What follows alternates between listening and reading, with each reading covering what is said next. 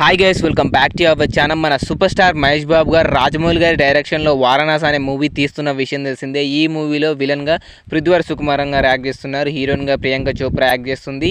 And key రోల్స్లో వచ్చేసి ఇంకా ఎవరు యాక్ట్ చేస్తున్నారో అయితే క్లారిటీ లేదు. అండ్ ప్రకాష్ రాజ్ గారు యాక్ట్ చేస్తున్నారని అయితే అప్డేట్ అయితే వచ్చింది భయ్య.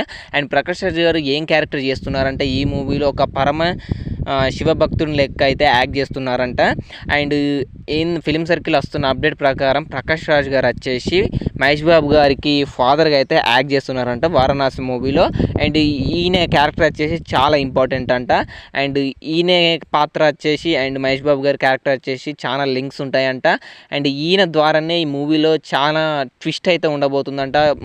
మూవీని ఒక టర్న్ తిప్పే ఒక కీ పాయింట్ అయితే మన ప్రకాష్ రాజ్ గారి క్యారెక్టర్ తోటే లింక్ అయి ఉంటుందంట భయ్య.